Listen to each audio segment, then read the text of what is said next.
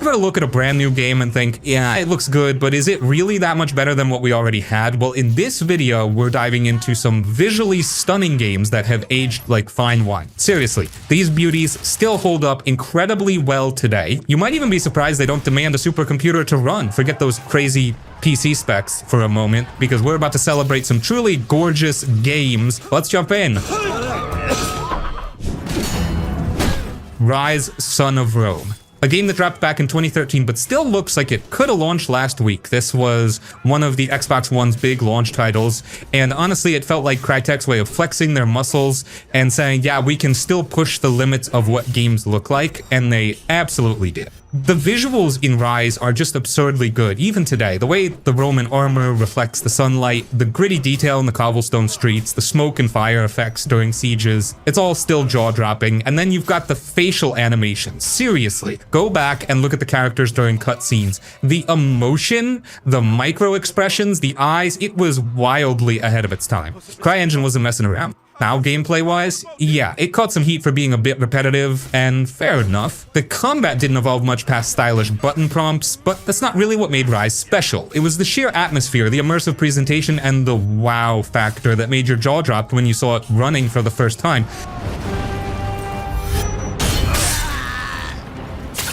Honestly, a lot of modern games still don't reach this level of visual polish and cinematic presence. If we're talking old games that still look better than most new ones, Rise, Son of Rome is absolutely one of the first that comes to mind. It's a timeless visual showcase and a reminder of just how far presentation can carry a game. Batman Arkham Knight. Let's dive into Batman Arkham Knight, a game that still holds a place as one of the most visually impressive open-world titles ever made. Released in 2015, this was Rocksteady's final chapter in their Arkham series, and they absolutely went all out with it. If there was ever a game that made Gotham feel like a living, breathing city, Arkham Knight nailed it. From the moment you step into the dark, rain-slicked streets of Gotham, you're hit with an overwhelming sense of immersion. The city feels alive, the towering buildings cast shadows that seem to stretch for miles, and the reflections on the puddles as rain pours down, it's like you're inside a graphic novel. The lighting is just chef's kiss. They used a mix of dynamic day-night cycles, environmental effects like fog and rain, and tons of atmospheric details that make Gotham feel like a real place. A Gotham that you'd almost want to visit if it wasn't filled with thugs and supervillains. Let's talk about the character models for a second. Batman himself looks incredible. The detail in his suit, the way his cape flows, and how the shadows interact with his armor make him look like he just stepped out of a comic book page. And then there's the other characters, from Harley Quinn to the Arkham Knight himself. Every face is incredibly detailed, and you can almost feel the tension in their expressions. Now, the Batmobile. Oh man. The Batmobile in Arkham Knight was a game changer for the series, and it looked just as good as it handled. The way it seamlessly integrated into the environment, zooming through the city streets and tearing through barricades, made it feel like a true extension of Batman's arsenal. Plus, the way the textures on the car shine under the city lights or the moon, stunning. It's not just the visuals that hold up either. The animation work is top tier, and the combat, the fluidity of Batman's movements as he swings through the city or takes down enemies in brutal, seamless action, is as smooth as ever. The level of polish in Arkham Knight is insane, and it's the kind of game you go back to just to see how much detail went into it. Sure, there were some criticisms about the Batmobile sections feeling repetitive, but visually, it's hard to beat the level of fidelity this game brought to the table back in 2015, and even today, it still holds up as one of the best-looking superhero games out there. Jim, we've got a way to find out where Crane... Uncharted IV. One of those games that made you stop and think, this is what next-gen gaming looks like. Released in 2016, it was a masterpiece in every way, both as a swan song for the PlayStation 4 and as one of the best-looking games of its generation. From the very first moment, Uncharted IV pulls you in with its stunning visuals. The level of detail in this game is absolutely insane. Every rock, every tree, every piece of clothing feels meticulously crafted. The game takes you to some of the most breathtaking places places on Earth, lush jungles, sun-drenched beaches, and crumbling ruins that feel like they've been around for centuries. The environments are so detailed that you feel like you're living in a National Geographic documentary. The lighting, too, like it's a whole other level. The way the sun filters through trees or reflects off the water during some of the game's most iconic sequences is pure magic. It's the kind of lighting that makes you want to just stop and appreciate the view. But the real star here is the character models and animations. Nathan Drake, Elena, Sam, these characters look real. The facial animations are so detailed that you can read every emotion in their eyes, and the movement is so smooth it's like watching a movie. When Drake swings across cliffs or interacts with the environment, it feels fluid and natural. Even the smallest details matter. The textures on Nathan Drake's clothes, the way his gear moves, the dirt and wear on his shoes, everything has a tactile feel to it that makes the world come alive. And when it rains, forget about it. The way the rain hits the characters, the glistening wet surfaces, and the dramatic impact of a thunderstorm is enough to make you feel like you're standing in the storm yourself. And let's not forget the cutscenes. Uncharted 4 took cinematic storytelling to the next level. The transitions between gameplay and cutscenes were seamless, and the camera angles combined with the top-tier motion capture work made every character interaction feel incredibly real. It wasn't just a game, it was an emotional journey with these characters. Sleeping Dogs, one of the most underrated gems in the open world genre. Released back in 2012, this game still holds up visually, even when compared to some of the newer titles that have come out in recent years. It might not have had the same massive budget as some of its contemporaries, but it absolutely nailed the visual style and atmosphere. Set in a vibrant, chaotic, and beautifully realized version of Hong Kong, Sleeping Dogs is a love letter to the city. The neon lights, the bustling street markets, the towering skyscrapers, it all feels alive. The game's attention to detail in recreating the city is something that still impresses today. It still feels dense and textured with little visual flourishes that make it stand out. Whether it's the rain-soaked streets reflecting the neon glow, or the way the daylight filters through the city's skyscrapers. There's a gritty, lived-in feel to the world that captures the essence of Hong Kong, and it's something that sticks with you long after you've put down the controller. The combat in Sleeping Dogs is another major highlight, and visually it's some of the smoothest hand-to-hand combat you'll see. The way Wei Shen moves in a fight with those brutal, fluid combos and environmental takedowns makes you feel like you're watching a martial arts movie. One thing that stands out about Sleeping Dogs is the attention to detail in the little things. The textures on Wei Shen's clothing, the way the light changes as you drive through the city, the sheer variety of environments. All of it contributes to a feeling of immersion. It's a game that doesn't rely on crazy graphical fidelity to impress. It creates a world that feels real and lived in. And that's something special. Sure, Sleeping Dogs didn't have the same budget as a GTA 5 or Watch Dogs, but it more than held its own in terms of visual quality, and its open world design still feels fresh today. It may not be as polished as some of the big budget open world games we have now, but it's definitely a game that deserves more recognition for how stunning it looks, even years after its release. Far Cry 4. Let's talk about Far Cry 4, a game that didn't just build on the solid foundation set by Far Cry 3, but took it up a notch in terms of both gameplay and visuals. Released in 2014, this game brought players to the fictional Himalayan region of Kirat, a place that looks like it's been plucked straight out of a postcard, and it still looks fantastic today. The environments in Far Cry 4 are just gorgeous, with towering snow-capped mountains, lush forests, and vibrant, colorful villages. The game absolutely nails the sense of scale. When you're standing on a cliff looking down at the vast, sprawling landscapes below, you feel like you're part of this massive, living world. The visual variety here is insane too. You've got dense jungles, rugged mountains, and serene lakes, all designed with such incredible detail that it never gets boring to just explore. And then there's the lighting. The way the sun peeks through the clouds during a mountain sunrise, or the way the shadows stretch across the landscape as day turns to night. It's the kind of thing that makes you want to pause and just take it all in. But what really sets Far Cry 4 apart visually is the way it handles the atmosphere. The game has a real sense of place, and that's thanks to its color palette, world building, and environmental story. Every corner of Kirat feels lived in, from the rundown temples to the military checkpoints scattered throughout the map. The action in Far Cry 4 is classic Far Cry, tons of weapons, crazy vehicles, and explosive moments.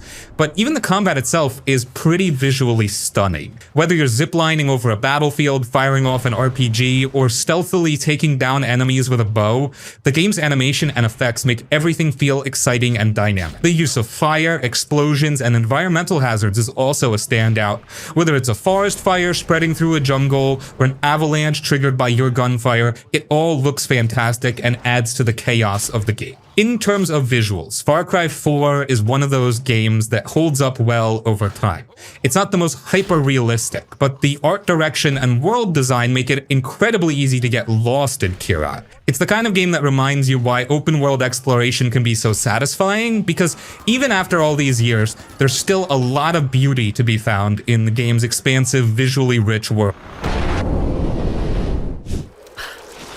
Rise of the Tomb Raider, a game that still blows people away with how incredible it looks even years after its release. As the follow-up to the 2013 reboot, it took everything that was great about the first game and cranked it up a notch, especially in the visual department. The game takes you through some of the most breathtaking environments you'll ever experience in an action-adventure game, from the icy, snow-covered mountains of Siberia to the lush, dense forests and ancient tombs. Rise of the Tomb Raider is a visual masterpiece. Every setting is meticulously crafted with insane attention to detail. You can see the snowflakes as they land on Laura's outfit, the way the ice cracks under pressure, and the way the sunlight breaks through the clouds to cast dramatic shadows on the landscape. It's not just about making things look pretty, it's about making you feel the environment, from the cold of the mountains to the warmth of ancient ruins. Oh, one of the most impressive things about Rise of the Tomb Raider is the lighting. It's so dynamic and realistic, adding so much depth to the game. The way light filters through the trees or glimmers off the snow in the frozen wilderness is almost cinematic.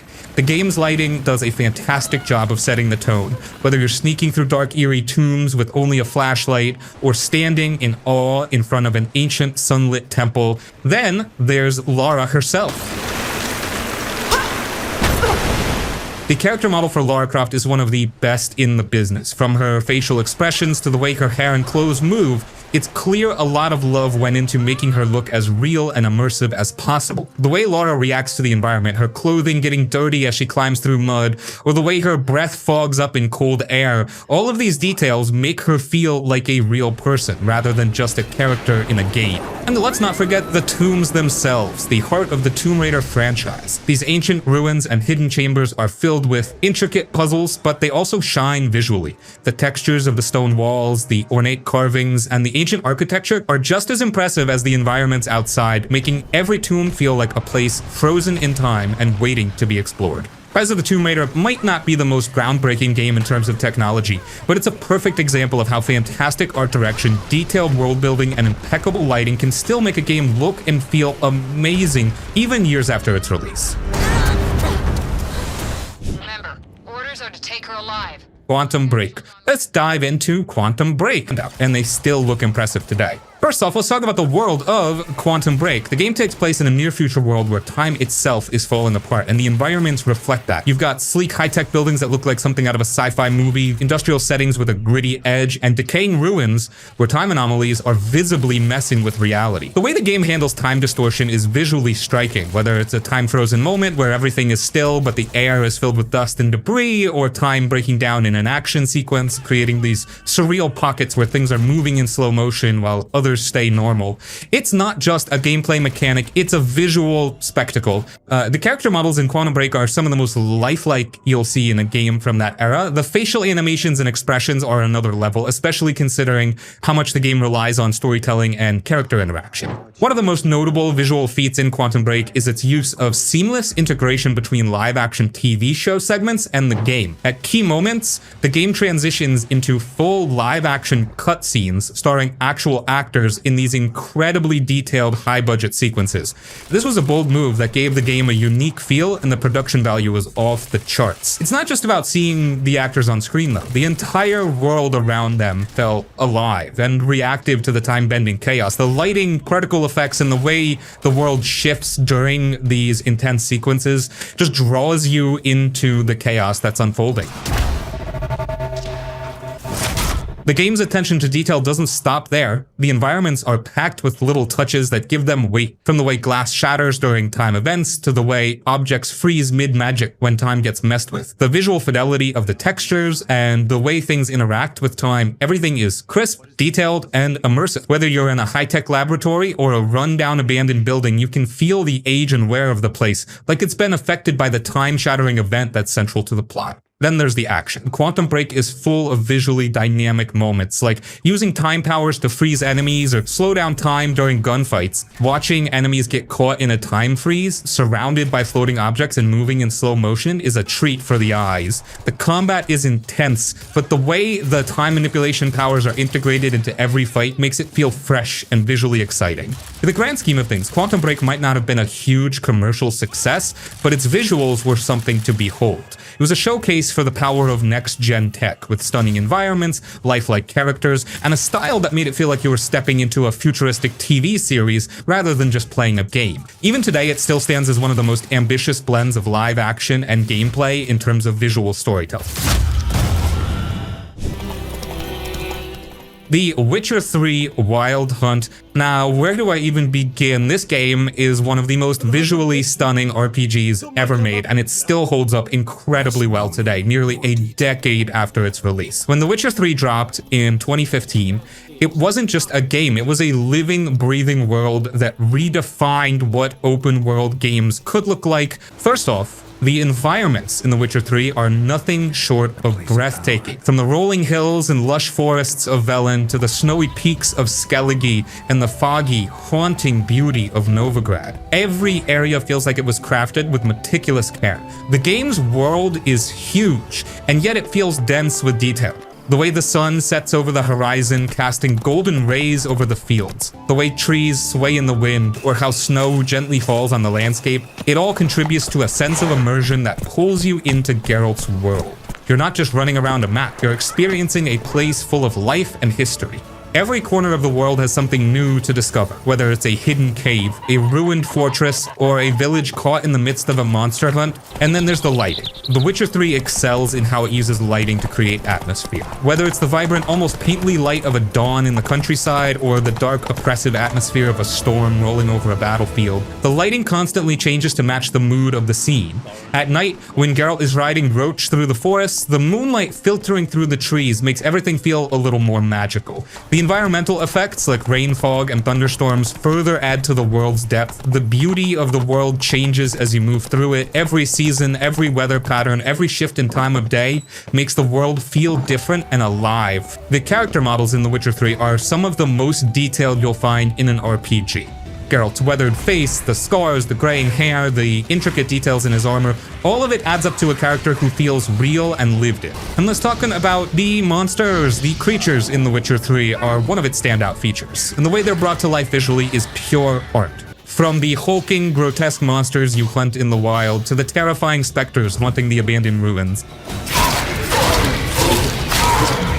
The game excels at making every encounter feel unique. The animations during these battles, especially the fluidity of Geralt's combat and the movements of the monsters, make the world feel dangerous and unpredictable. Whether you're fighting a pack of wolves or taking on a giant bear in the wilds, every battle feels like an intense visual spectacle. One of the most iconic visual moments of The Witcher 3 is when you enter the city of Novigrad for the first time. The scale of the city is staggering, with people walking through the streets, markets bustling with activity, and towering buildings in the background. It feels alive and lived in, with so much to explore and so many details that make it stand out. The game constantly surprises you with its world building. Whether you're standing on a cliff looking out at the ocean or wading through a swamp, there's always something that catches your eye. The level of detail here is insane. Here they are. Final Fantasy XV. Final Fantasy XV marked a bold and ambitious departure from the long-running franchise's traditional turn-based mechanics and lush fantasy settings.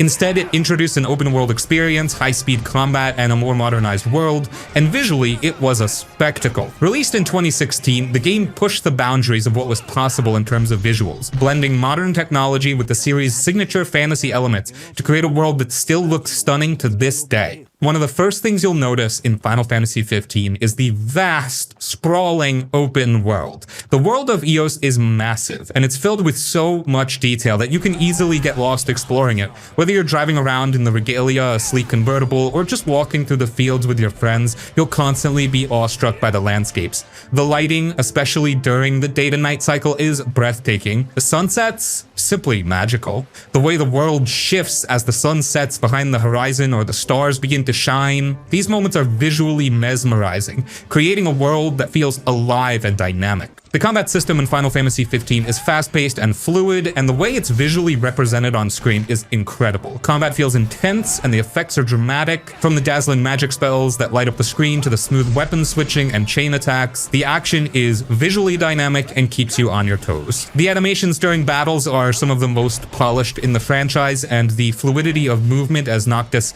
teleports around enemies or slices through them with his sword is a real treat to watch. Another standout is the sheer amount of detail in the game's environments. Final Fantasy XV is packed with tiny visual flourishes that really elevate the experience. The way characters interact with their surroundings, like Noctis leaning against a car or relaxing by a campfire, makes the world feel lived in and immersive. The vehicles, especially the Regalia, are designed with a level of detail that makes them look like real functioning cars. The changing weather, from thunderstorms to clear skies, further adds to the visual richness of the world. The rain, for example, creates a beautiful reflection on the ground, and the puddles that form give the environments a sense of realism. The game even has detailed day-to-night cycles, and you'll find that the world changes completely depending on the time of day. The sheer scale of the game's world is also worth mentioning. When you climb to the top of a mountain or stand on a high cliff and look out over the landscape, it's easy to get lost in the view. The way the world stretches out in front of you with distant cities and areas waiting to be explored is awe-inspiring. The level of detail in the sky is also worth noting. The sunsets, the stars, and the way clouds move across the sky all add to the sense of wonder. Battlefield 1. Battlefield 1 took players back to the chaos of World War I, a setting that at the time felt fresh and immersive in a first-person shooter. Released in 2016, it didn't just stand out for its unique time period, it also pushed the limits of visual design and realism in the FPS genre. The game is a testament to how stunning visuals and meticulous attention to historical detail can come together to create an unforgettable experience. From the moment you step into the game, you're hit with jaw-dropping landscapes. The environments in Battlefield 1 are nothing short of beautiful, despite the brutal and war-torn backdrop. Whether you're fighting through the muddy trenches of the Western Front, charging across the desert sands of the Sinai Peninsula, or navigating the snow-covered fields in the Italian Alps, every map is filled with intricate details that make you feel like you're truly part of the historical conflict. The game does an excellent job of conveying the scale of the battlefields, with trenches stretching for miles, massive artillery guns booming in the distance, and the ever-present fog of war hanging over everything. But it's the vehicles in Battlefield 1 that deserve a special mention. The tanks, planes, and even the horses are all meticulously designed, each one feeling like a true part of the game's world. The way the tank rumbles and crushes through debris, or the way a biplane streaks across the sky, creates a sense of scale and power that makes you feel like you're part of something much bigger than yourself. The way these vehicles interact with the environment, leaving deep tracks in the mud, tearing up the earth with their weapons, or causing massive explosions, adds to the overall spectacle of the game. The destruction in Battlefield 1 is also key to its visual appeal. It's not just about the combat, it's about how the environment reacts to it. Buildings crumble as tanks fire on them, trees fall under artillery fire, and explosions send debris flying through the air. The level of environmental destruction in Battlefield 1 adds to the intensity of every battle and makes each moment feel dynamic and unpredictable. Now, you never quite know how the battlefield is going to change, and that keeps you on your toes. The game's use of destruction isn't just a visual gimmick, it's woven into the gameplay itself as it affects strategy, movement, and positioning. But perhaps what's most striking about Battlefield 1 is its ability to create a sense of scale. The battles feel enormous, with hundreds of soldiers clashing against each other, massive tanks rolling across the map, and planes dogfighting in the sky. The game never lets you forget that you're part of something bigger than yourself, and the visuals constantly remind you of the sheer scope and devastation of war. Even in the smaller, more intimate moments, like crawling through the trenches or taking part in a quiet sniper duel, there's a sense of immersion that makes you feel like you're truly experiencing the horrors of World War I. Infamous Second Son This winter game's next-gen of games was a big deal when it dropped in 2014, especially for PS4 owners. It wasn't just the first infamous game to make the jump to next-gen, it was a true showcase of what the new hardware could do. The game's visuals were a major highlight with stunning open-world environments and incredible character details. Even today, the game still looks great. First off, the city of Seattle in Second Son is gorgeous. It's this perfect mix of real-world landmarks and the game's own creative flair. You've got the recognizable skyline with the Space Needle, the busy streets filled with people, and even the waterfront area. Everything feels alive and full of detail, like you're really walking through a city. And the best part, it changes with the time of day and the weather. During the day, the city's lit up with clear skies and sunshine. At night, the neon signs and lights come alive, and Seattle's nightlife totally shines through. It makes the city feel like its own character, always evolving and offering something fresh. The lighting is another thing that stands out. Whether it's the sunlight filtering through the clouds or the electric glow of neon signs at night, the game nails how lighting sets the mood. The city's always changing, but the way the light hits different spots, like when the sun sets behind the mountains, is just beautiful. It's the kind of thing that makes you want to pause the game for a second and take it all in. Let's talk about the main character, Delsin Rowe. He's a pretty cool guy to control, and he's designed really well. He's not just a walking, talking character. His animations are smooth and believable. Whether he's running through the city or using his powers, you can see the effort the developers put into making him feel real. And speaking of powers, Delsin's abilities are awesome to look at. You've got smoke, neon, video, and concrete powers, and each one comes with its own visual flair. The neon powers are especially fun. The trails of light Delsin leaves behind as he speeds around the city look super cool, especially at night when everything around him is glowing. One of the coolest things about the game is how all the powers feel unique. Smoke is dark and wispy, neon is bright and vibrant, and video power distorts reality, making things look like they're coming out of a weird dream. It's not just about how Delsin looks, though, it's also about the environment around him. You see the world reacting to what he's doing. If you're tearing through the city using concrete powers, you'll see the ground crack and change as you do it. If you're blowing stuff up, the environment shows those changes. It's satisfying to see how your actions leave a mark on the world. The game's destruction mechanics are also impressive. When you're in the middle of a fight and blowing stuff up, it's not just about the action. It's about how everything around you falls apart. Buildings crumble, walls get blasted apart, and things explode in a way that makes you feel like you're really causing chaos. It adds so much to the thrill of the action and makes the world feel more dynamic. Even though the game's all about superpowers and taking down bad guys, it doesn't lose sight of the details that make the world feel alive. The way Delsin interacts with his environment, whether it's climbing walls, jumping off ledges, or just chilling by a campfire with his friends, adds a real sense of immersion. The character movements are smooth, and every small detail helps build the world. When you look at infamous Second Son as a whole, it's clear the game was a true showcase for the PS4's capabilities. It wasn't just about the graphics being pretty, it was about making the world feel real, with everything from the lighting to the characters, the powers, and the city around you all coming together to create something awesome. Even after all these years, it still holds up as a visually impressive game. The Order 1886. The Order 1886 came out in 2015 and really wowed people with its visuals. It might not have been the most well-loved game when it comes to gameplay or story, but when it comes to graphics, this game was top-notch.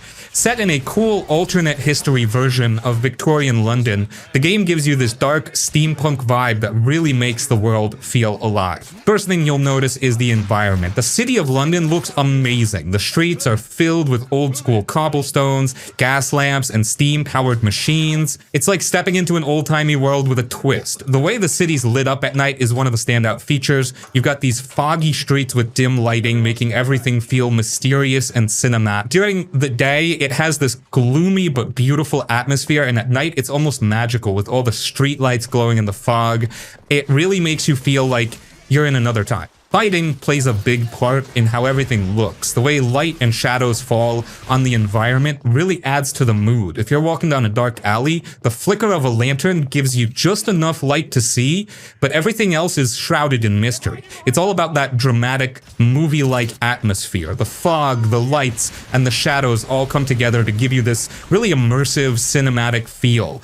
And then you've got the characters. The main character, Galahad, and everyone else in the game looks so lifelike. Their facial animations are some of the best I've seen, especially for a game from 2015. When they talk, you can see every little movement on their face, every eyebrow raise, every twitch. It makes the interactions feel real, like you're watching a movie, not just playing the game. It's not just about how they look either. The way they move is smooth and natural, like the game's paying attention to all the little detail. And then of course there's the action. The weapons in the Order 1886 are unique and cool. You've got these steampunk style guns like the arc rifle and thermite gun that look crazy, but they also fit perfectly with the time period. When you use them, you get this awesome visual effect. You can actually see the power and impact of the shots, like when electricity crackles out of the arc rifle, or when thermite burns through metal. Every weapon feels powerful and satisfying to use, and it all looks amazing on screen. On top of that, the environments change as you play. The destruction in the game is impressive too. When you're in a fight, things get blown up, walls are torn down, and everything falls apart. It's not just about fighting, it's about how everything around you reacts to what's going on. The game's world feels like it's evolving and changing as you cause chaos, and it all looks pretty cool. Overall, The Order 1886 is a beautiful game, even if it didn't blow everyone away with its story or gameplay. But if you're into games that look like a movie, this one is a gem. The lighting, the character models, the set design, and the smooth transitions between gameplay and cutscenes are all top tier. It may not have been a huge hit for everyone, but visually, it's a game that still holds up. Assassin's Creed Unity. Assassin's Creed Unity was a massive leap forward for the Assassin's Creed series in terms of visuals. When it dropped in 2014, it was clear from the very first trailer that Ubisoft had poured a lot of effort into making the game's world feel as real and immersive as possible. Set during the French Revolution, the game's Paris is stunning, and it's one of those open world cities that you can easily get lost in, both literally and because it's just so cool to explore all regions. The first thing that stands out is how alive Paris feels. The city is packed with detail. Whether you're walking down a busy street with crowds of people, climbing the Grand Notre Dame Cathedral, or just running through the market square, you get the sense that this place is real. The game doesn't just rely on a few fancy buildings, it's filled with life. People are walking around, having conversations, going about their business. There's an energy to the city that makes it feel lived in, and that's something that Unity really nailed. The hustle and bustle of Paris is in every corner, from the small side streets to the wide open squares. The lighting and weather effects are also worth mentioning. Paris in daylight is beautiful, with sunlight streaming down through the narrow alleys or casting shadows across the cobblestone streets. But when night falls, the city transforms. The glow of street lamps, the reflections in puddles after rain, and the flicker of candlelight inside the buildings create this moody, atmospheric vibe that makes you want to take a moment just to enjoy the view. It's one of those games where you can pause and just appreciate the environment, especially with the dynamic weather, rainstorms and fog roll in and change how the world feels. The animations in Unity are incredibly smooth too, whether it's parkour, combat, or just running around the city, everything flows naturally. The parkour system, which is a big part of the Assassin's Creed gameplay, has never felt so fluid. You can zip from rooftop to rooftop, leap off buildings, and scale walls without any jarring interruptions. Everything feels connected, and it all flows seamlessly. The combat is also a step up, with more fluid animations and better responsiveness. Whether you're in a one-on-one fight or a massive crowd of enemies, the action looks smooth and exciting. The level of detail in Unity is honestly mind-blowing, especially when you climb the Notre Dame Cathedral or any of the iconic landmarks in Paris. These buildings aren't just backdrops, they're fully realized. You can climb every nook and cranny of them, and the textures are sharp enough to make you feel like you're really there. The architecture, the stained glass windows, the intricate stonework, it's all beautifully rendered. And the attention to detail doesn't stop with the big landmarks. Even the smaller buildings have character, with their unique rooftops, window shutters, and ivy creeping up the walls.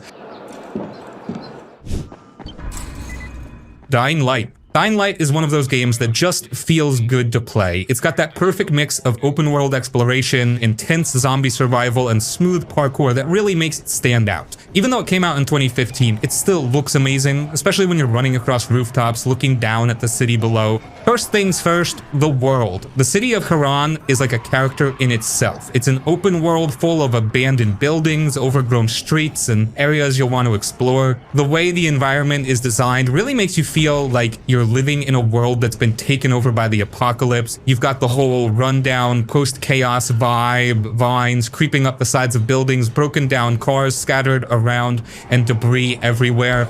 It's a city on the edge and it feels real. But what really sets Dying Light apart is the parkour. You'll spend a lot of time jumping, climbing, and sliding your way through the city, and it's super satisfying. The movement system is smooth as butter, whether you're scaling a building or leaping over obstacles.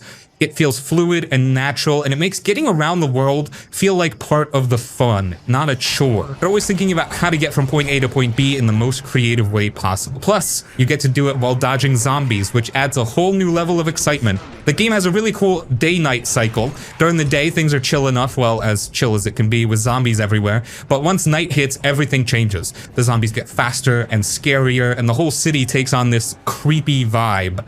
The lighting in the game is a huge part of that. During the day, the sun gives the city a warm, almost peaceful look, but when night falls, it's all shadows, darkness, and the occasional flicker of a street lamp. It really cranks up the tension, especially when you're trying to sneak around and avoid getting spotted by the nastier zombies.